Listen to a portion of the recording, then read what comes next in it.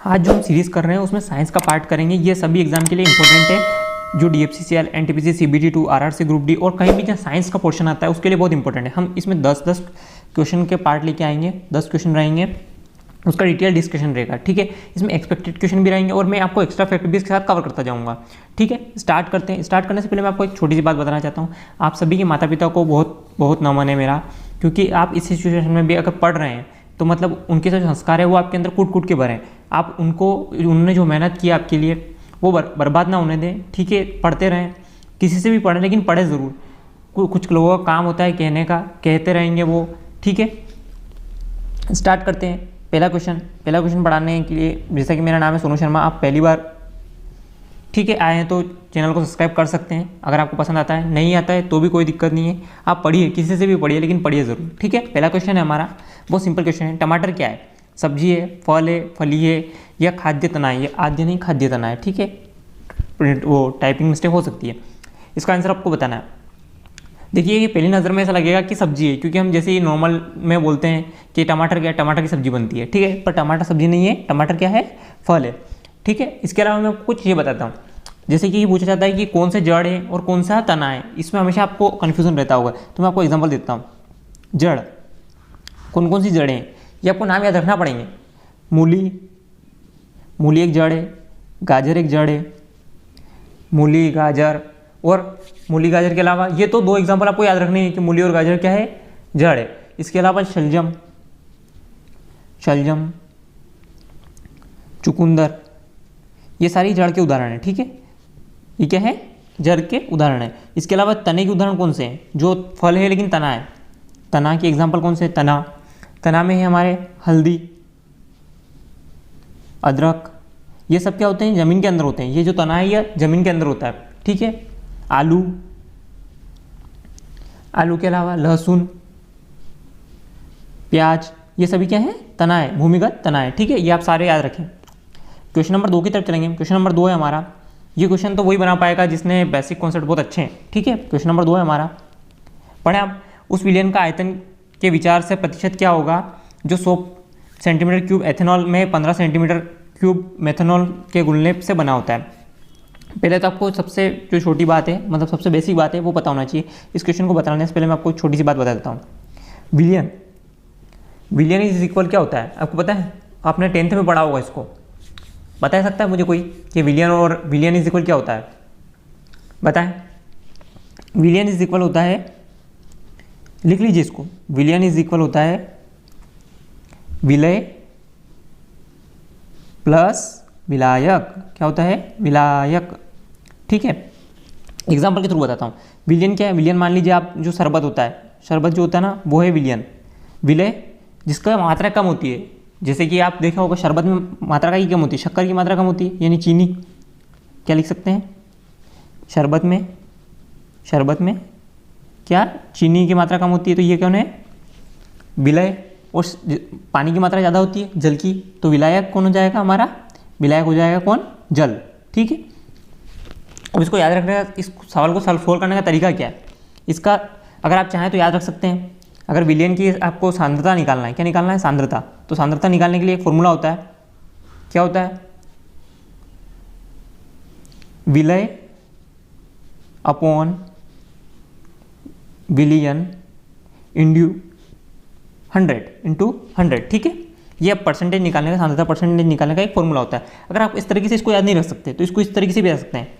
छुटका, इस तरीके से याद रख सकते हैं, छुटका बड़े बटे बड़का इंटू 100। अब ये कैसे होगा मैं बताता हूँ आपको। छुटका बटे बड़का इंटू 100, छुटका बटे बड़का इंटू 100। ठीक है, आप इस तरीके से इसको याद रख सकते हैं। जिसको फॉर्मूला याद रखता है उसमें कोई प्रॉब्लम नहीं है। ठीक है, हम हमारे क्वेश्चन की तरफ आते हैं। क्वेश्चन है, अब क्वेश्चन पढ़ते हैं। क्या आप कहना चाहता हूँ मैं? छुटका बटे बड़का इंटू 100 मतलब क्या होता है? इसका मतलब होता है ये क्या है और ये क्या है, आपको समझ में आ रहा है? बताइए, ये कौन है? विलय है, विलियन है या विलायक है? ये है हमारा क्या है? विलय। ये कौन है? विलायक। ये कौन है? विलायक। और इन दोनों के मिलने से क्या बनता है? विलयन क्या होता है बताया मैंने आपको, विलयन बराबर क्या होता है, विलेय प्लस विलायक। ठीक है, तो इन दोनों को मिलाएंगे अपन, 115, 100 प्लस 15, 115, और ऊपर कौन आएगा, छुटका विलायक, कौन आएगा, विलायक या विलय, कौन आएगा ऊपर, ऊपर आएगा विलय, इंटू 15 इंटू 100, यानी आप क्या निकाल सकते हैं इससे, 15/115 इंटू 100, ये आप निकाल सकते हैं। ठीक है, इसको परसेंटेज कन्वर्ट कर लीजिएगा आप। समझ में आया आपको, याद हुआ, याद कैसे करना है, छुटका मतलब जो वैल्यू छोटी होगी,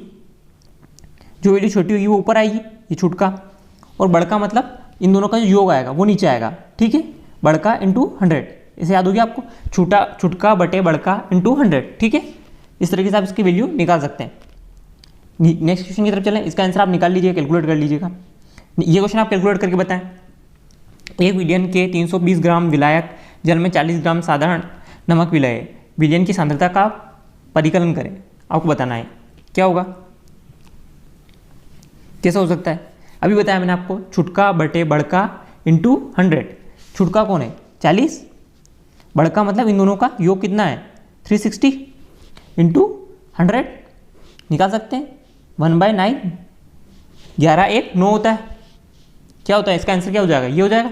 ठीक है, 11 सही 1/9, परसेंटेज निकाल सकते हैं। अब तो समझ में आ गया होगा आपको मेरे हिसाब से कि कैसे याद रखना है, छुटका बटे बड़का इंटू 100। ठीक है, इस तरीके से आप याद रख सकते हैं। क्वेश्चन नंबर 4 है हमारा, क्वेश्चन नंबर 4 पढ़िए आप, वृक्षों में सामग्री के परिवहन में सहायक उत्तकों को क्या कहा जाता है, भ्रण उत्तक, संवहन उत्तक, त्वजिक उत्तक, त्वची उत्तक होगा शायद ये, त्वची उत्तक, विभाजित उत्तक। इसमें आपको बताना है कौन सा है जो वृक्षों में जो सामग्री का परिवहन करता है वो कौन से हैं, संवहनीय उत्तक। कौन से होते हैं, संवहनीय उत्तक होते हैं। कौन से होते हैं, संवहनीय उत्तक। संवहनीय उत्तक में कौन से होते हैं, जाइलम और फ्लोएम। जाइलम क्या करता है, जल का परिवहन करता है नीचे से ऊपर की ओर, और फ्लोएम क्या करता है, ऊपर से जो बनता है उनका भोजन वो ऊपर से नीचे लेके आता है। ठीक है, नेक्स्ट क्वेश्चन की तरफ चलें। नेक्स्ट क्वेश्चन है हमारा 5, क्वेश्चन नंबर 5 है, एक बहुकोशिकीय जीव है, कौन सा आपको बताना है, एस्केटिस, साइनोबैक्टीरिया, माइक्रोप्लाज्म, पैरामीशियम। इसका जो आंसर है वो कौन सा है, एस्केटिस। और जो भी जानवर हैं वो बहुकोशिकीय जीव होते हैं, जानवर जो होते हैं वो बहुकोशिकीय जीव होते हैं। आपको एक बात पता होना चाहिए कि जो, चलो आप ये बताइए कि माइटोकॉन्ड्रिया की खोज किसने की थी, माइटोकॉन्ड्रिया की खोज किसने की थी। ठीक है, क्वेश्चन नंबर 6 हमारा, क्लोरीन रंगीन फूलों को रंगहीन करते हैं, ये क्या होते हैं, ऑक्सीकरण, अपचयन, अपघटन या लवण बनकार। कैसे करते हैं, ये शायद 10th क्लास में रहा होगा, आपने पढ़ा भी होगा। ये कॉपी का कलर उड़ा देते हैं और गुलाब वगैरह का कलर जो होता है वो क्लोरीन से गायब कर देते हैं, वो जो जादूगर रहते हैं वो। क्या आंसर है इसका बताइए आप, क्या करता है, क्लोरीन क्या है, ऑक्सीकारक एजेंट है। कौन है, ऑक्सीकारक एजेंट। क्लोरीन क्या है, ऑक्सीकारक एजेंट है। ये O2 के साथ मिलकर ब्लीच कर देता है। ये क्या करता है, O2 के साथ मिलकर कलर को ब्लीच कर देता है। क्या करता है, ब्लीच मतलब साफ कर देता है। ठीक है, क्लोरीन क्या होता है, ऑक्सीकारक एजेंट होता है। ठीक है, ये आपको पता होना चाहिए, याद रखना है आपको, क्लोरीन ऑक्सीकारक एजेंट होता है। ठीक है, ऑक्सीकरण करता है ये।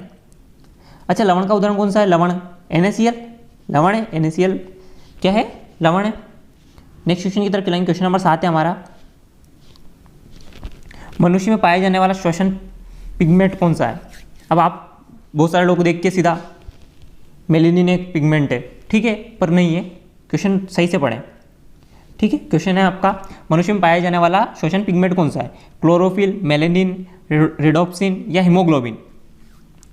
चलो क्लोरोफिल की बात करते हैं। क्लोरोफिल में उत्प्रेरक कौन होता है, क्लोरोफिल में उत्प्रेरक होता है कौन, मैग्नीशियम। कौन होता है, मैग्नीशियम।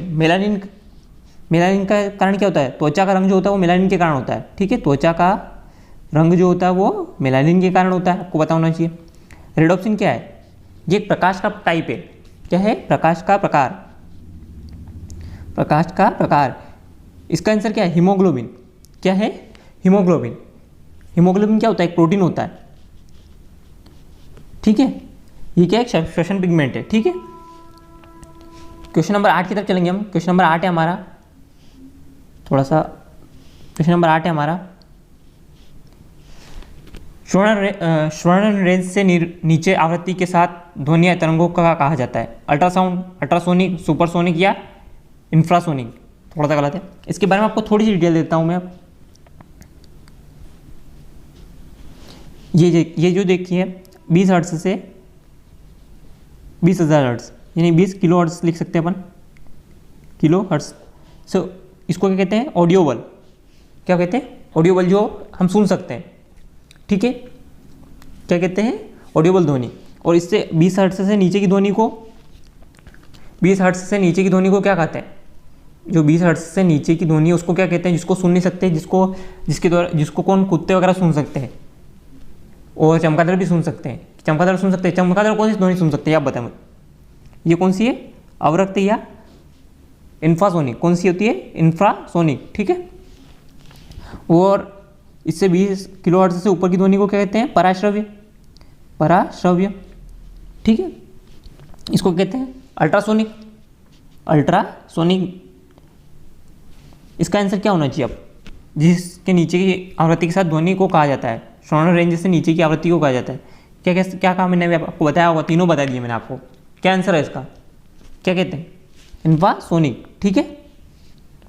और ऊपर की ध्वनि को अल्ट्रासोनिक, जो 20 किलो हर्ट्ज से ऊपर की होती है, ठीक है। नेक्स्ट क्वेश्चन की तरफ चलेंगे हम। नेक्स्ट क्वेश्चन है हमारा, फोटोसिंथेसिस के किस स्तर पर ग्लूकोज का निर्माण होता है? ये आपको बताना है। पहले तो फोटोसिंथेसिस बता देता हूँ मैं आपको, थोड़ी सी जगह कर लेते हैं यहाँ। CO2 प्लस H2O के सूर्य प्रकाश की उपस्थिति में, ठीक है, सनलाइट, ये सनलाइट बना देते हैं, हमारा सन हो गया ये, ठीक है, की उपस्थिति में क्या बनता है?